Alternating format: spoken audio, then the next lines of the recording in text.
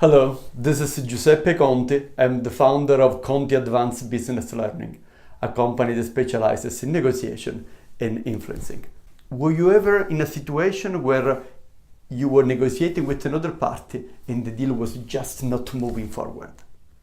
This is the context of a deadlock, where it seems that you're not going to be able to reach an agreement.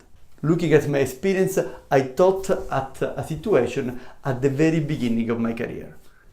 I was trying to establish a long-term agreement with a chemical supplier, which was quite a discontinuity versus the market.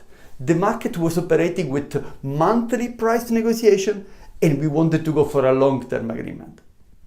Now, the salesperson and I had been negotiating for 7 months, trying to reach an agreement, and we were not really moving forward. So in those kind of situations, let's see what you could do that will prevent you to get stuck into the deal. The first one is change the players. Often you are in the deadlock because the relationship is confrontational with the person you're negotiating with. In this case, the problem was not the relationship with the salesperson. The problem was that we didn't have the level of seniority which was adequate to sign such a big agreement. So the way to change the deal was to bring more seniority into the team so that also our respective management could be part of the negotiation and they could agree to these substantial changes versus the way we will do business. The second idea, prepare their victory speech. As you look for solution to move out of the deadlock, try to think, what could I propose that will make the deal like a victory for them? How could I shape the proposal so that they could go to their stakeholders and say, yes, we made a big success, it was an achievement for us.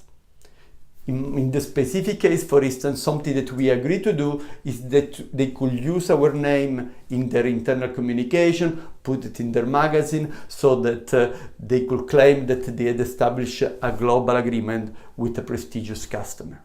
The third idea is add new elements.